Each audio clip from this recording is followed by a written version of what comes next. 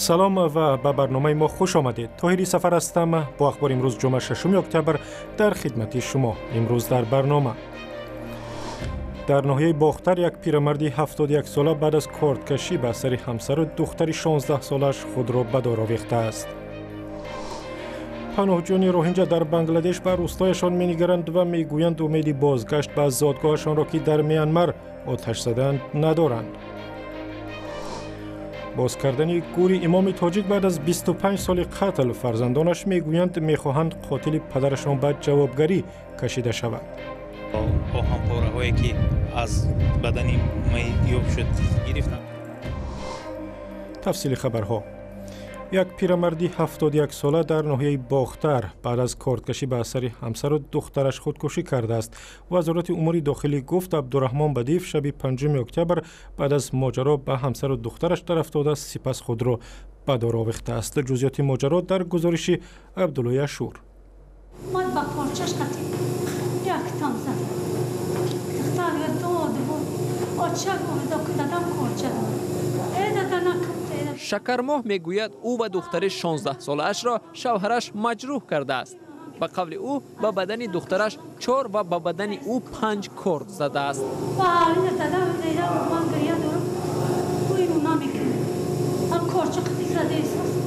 این زمان مادر و دختر در شفاخانه شهر قرغانتپه معالجه میگیرند.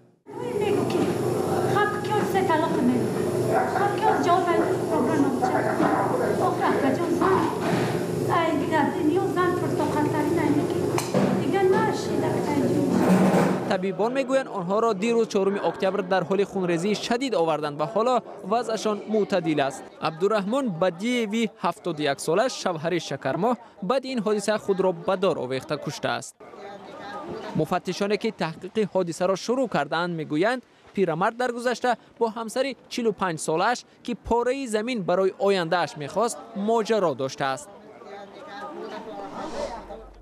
رو می‌آوریم به مسائل بین المللی. سازمان ملل میگوید ممکن است 100,000 نفر از قوم مسلمان روهینجا از ترس کشته شدن از میانمار به بنگلادش بگریزند.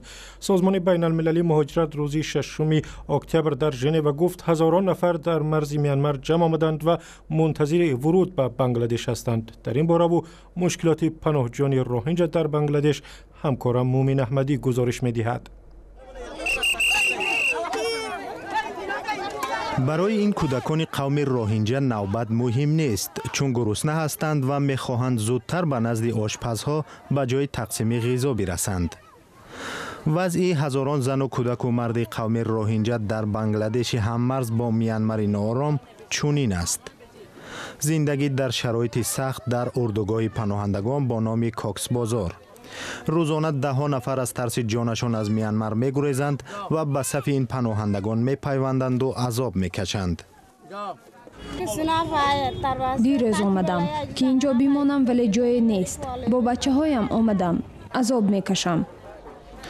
ممکن است عذاب و رنج این مردم مسلمان میانمار زیاد شود، چون امدادگران پول کافی برای کمک حیاتی به صدها هزار پناهنده در بنگلادش ندارند. سازمان های خیریه روزی 4 اکتبر گفتند 434 میلیون دلار ضرور است تا در نیم سال آینده به 1,200,000 پناهجوی محتاج روهینجا بخصوص کودکان در بنگلادش کمک رسانند. 500,000 نفر به غذا احتیاج دارند و 100,000 خیمه علاوگی لازم است. مقامات بنگلادش به پناهجویان اجازه نمیدهند در سرپناه‌های خودساخت زندگی کنند. ما بعد رنج زیاده از میانمار گریختیم. حالا با پول گدایی میتوانیم اینجا خانه سازیم، اما آنها میخواهند خیمه های ما را ویران کنند. ما با کودکانمان کجا میرویم؟ فرار قوم مسلمانان روهینجا از میانمار ماه آگوست شروع شد. بعد حمله آشوبگران روهینجا به پاسگاه‌های پلیس در میانمار، ارتش عملیاتی را در ولایت روهین محل زیست قوم روهینجا شروع کرد. دهات زیادی را آتش زدند و از ترس جان 500,000 نفر از آنجا به بنگلادش گریختند. سازمان ملل عملیات وسیع مقیاس ارتش میانمار را که مردمش اکثرا بت پرستند پاکسازی قومی نامید. مقامات میانمار این گفته را رد میکنند، ولی به قول پناهجویان روهینجا به کار خود ادامه میدهند.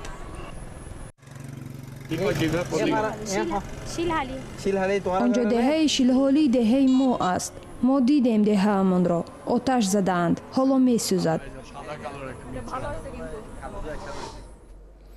و در روسیه در نتیجه برخورد یک قطار به اتوبوسی مسافربر در نزدیکی شهر ولادیمیر 16 مهاجر کره از آسیای مرکزی کشته شدند، ولی ممکن است تلفات زیادتر شود. جزئیات حادثه را در این گزارش همراه می‌بینیم. کمیته تفتیشات روسیه اطلاع می‌دهد که روز جمعه بر اثر برخورد قطار راه آهن با اتوبوس در نزدیکی مسکو کم از 16 کس به هلاکت رسیدند. به قول تلویزیون روسیه 24 اکثر قربانی‌های صدمه مهاجران کره از ازبکستان بودند، ولی اتوبوس آنها رقم دولتی قزاقستان داشت. روسیه 24 میگوید برخورد در گذرگاه به وقوع پیوسته پویزد اتوبوس را چند صد متر کشاله کرده است. سخنگوی راه آهن روسیه ولادیمیر میخکوف به تلویزیون روسیه 24 گفته است که اتوبوس در بین ریلز ها قرار داشت. به قول شاهدان صدمه مسافران سعی داشتند اتوبوس را به جای امن انتقال دهند، ولی به ناگاه قطار راه آهن ظهور نموده با اتوبوس برخورد.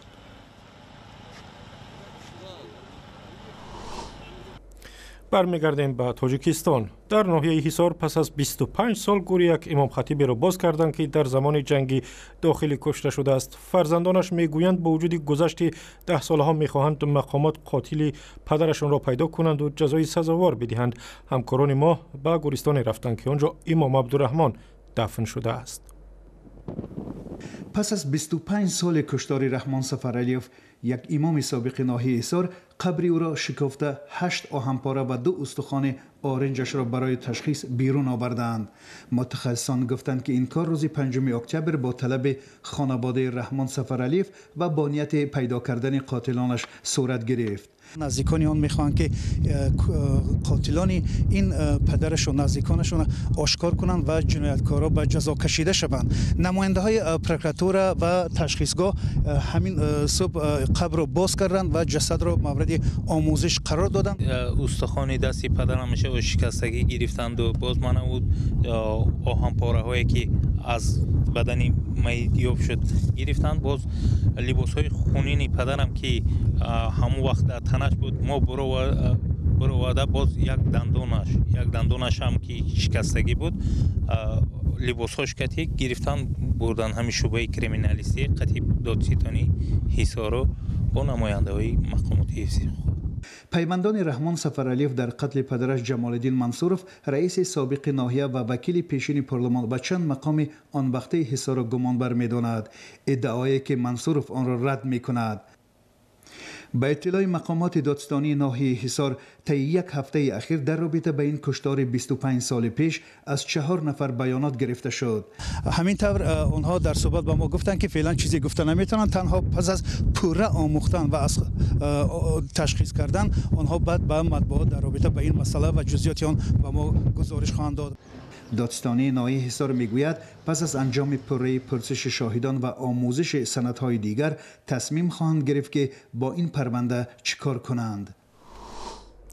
در دوشنبه 10 نفر در یک محل مرکزی خانه خریدند، ولی ماهاست نمیتوانند خود را به حیث صاحب ملک ثبت کنند. صد مشتری 2 شرکت ساختمانی حالا بعد دادگاه مراجعه کردند تا مشکل حقوقیشان حل شود. شادمان یتیم در این باره گزارش می‌دهد. دهها ساکنی دوشنبه در گرداب کشمکش‌های اگرینوستبانک و 2 شرکت ساختمانی که به گفته آنها خویشاوندان رئیس این بانک مرادعلی علی مردان هستند در ماندند. ساکنان میگویند که 2 سال قبل به امید صاحب منزل شدن در این بنای 12 آشیانه در خیابان رودکی پایتخت به صورت حساب شرکت بنیادگر و ایمپریا وستاک پول گذراندند. اما در این میان این 2 شرکت نتوانستند قرض اگرینوستبانک را برگردانند و در عوض قرض بناها را به بانک تسلیم کردند. یکی از سبب‌های اساسی همین که خود ساختمانچی پیش ممکن از بانک قرض گرفته که از اوتش نبرآمدگی، برای همین به عوض قرض خود ساختمانچی بانک همین بنای ملک خود حساب نموده از خود کردگی. حالا حدود 100 خانواده که برخی از آنها به منزل نو کوچ بستند در این خانه ها ثبت نام نشدند و سندی هم ندارند که صاحب ملک بودن آنها را تصدیق کند. زندگی در خانه‌های نو بدون سند تنها یک بخش مشکل این عائله هاست. مشکل دیگر این است که بچه‌های آنها را به ثبت در این خانه‌ها به مکتب و باغچه‌های محلی زیستشان قبول نمی‌کنند. ساکنان خانه‌دار در اصل به خانه به دادگاه ناحیه شاه منصور شهر دوشنبه مراجعت کرده همزمان از یک سازمان حامی حقوق انسان خواستند به مشکل آنها رسیدگی کند. Деньги были оплачены в полном объеме. маблағро соли 2014 ба пуррагӣ ман супурда будам. Ба ман гуфта буданд ки манзилҳоро бо ҳуҷҷатҳо дар ихтиёратон мегузорем. ширкати фармоишгари ин бино Империя Востокаро ки директори генералии он Фарух Хоҷаев, домоди Муродали Алимардонов раиси Агроинвестбонк мебошад, то ҳол надидаем ва ҳеҷ гуна кафолате аз ҷониби ин фармоишгар надорем. ахиран гуфта буданд 10 рӯз пас ҳуҷҷатҳоро медиҳем, вале то ҳол надодаанд. Но уже 10 дней прошло, документов так и нет. یک مسئول شرکت بنیادگر بر رادیوی آزادی گفت در حقیقت بعضی از مسئله‌ها مربوط به حجت‌گذاری جا دارد ولی در روزهای نزدیک حل پرره خود را خواهد یافت. مبلغ طرح ساختمان بینای 12 آشیانه مذکور 29 میلیون و 700 هزار سومانی را در بر گرفته. مبلغ ساختمان این بنا از راه قرض از جانب اگرو اینوست بانک پرداخت شده است. دوتازی تقریبا 100 خانواده در بین شرکت‌های ساختمانی و بانک تا حال نتیجه نداده است. رهبریت شرکت‌های ساختمانی از مسئولیت شانه خالی کرده انگشت اشاره به سوی بانک بلند کردند. در نوبت خود از اگرو اینوست بانک به رادیوی آزادی گفتند که در هفته گذشته با استقامت کنندگان بینای بلند آشیانه ملاقات کرده و به سوال آنها پاسخ دادند.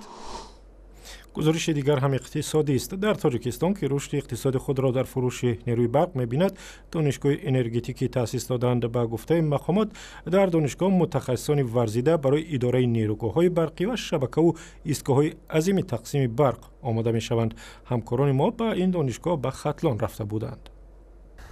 در دایره یک برنامه بانک آسیای رشد، دانشکده انرژتیکی برقرار شده تکنوپارک بنیاد شد. دانشکده 12 نامگوی اختصاص‌های انرژتیکی را با اصول‌های نوین آماده می‌کند.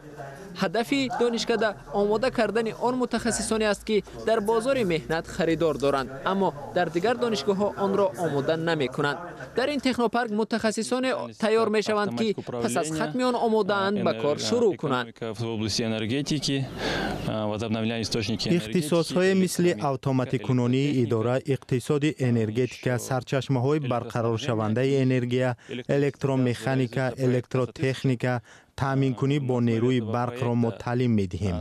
حالا طرح کسب هزار عملی می شود چون این متخصصان ضرورند و برای همین ما این ساحه را رشد می دهیم. قدم بعدی این طرح برقرارسازی آموزشگاه‌های کسبی تکنیکی است. 29 آموزشگاه در دایره این برنامه در تمام جمهوری تعمیر و مجهز کرده می شود. عین زمان محتوای درس‌ها و تجهیزات این آموزشگاه‌ها تا حد کهنه شدند که متخصصان آماده کرده آنها به کسی در کار نیست. ما نیازهای کاردهنده را آموختیم. بازار کاری یعنی چی؟ بازار کاری این کاردهنده و طلب‌های کاردهنده است. ما حالا سویه کسبی را به طلبات بازار کار مطابق کردیم. در این آموزشگاه کسبی برنامه تعلیمی مهاجران مهنتی راه‌اندازی می شود. مهاجرانی که از روسیه با ملکه و مهارت کار برمیگردند اما سندی تصدیق کننده آن را ندارند. او دیپلم ندارد اما ملکه های کسبیش باید اعتراف شوند. ما برنامه داریم که 75 ساعت را در بر میگیرد. ملکه های کسبی مهاجران را بهاگذاری میکنیم و بعد ارزیابی به او سرتیفیکات میدهیم. این برنامه باید در دوام 5 سال انجام یابد. از نتیجهش پس از ختم نخستین دانشجویان آن بها می‌دهند. با گفته هماهنگسازان این برنامه، ختم کنندگان این آموزشگاه‌ها در پیدا کردن جای کار مشکل نخواهند داشت. و برنامه ما اینجا به پایان رسید. ویدیو و اخبار بیشتر در وبسایت azadi.org، در صفحه رادیو آزادی در فیسبوک و هم کانال آزادی ویدیو در یوتیوب هست. روزهای استراحت خوب داشته باشید و فراموش نکنید که برنامه ما را در وبسایت نیوز تی جی در وبسایت خبرگزاری آسیا پلوس هم تماشا کرده می توانید. روز دوشنبه منتظر شما هستیم.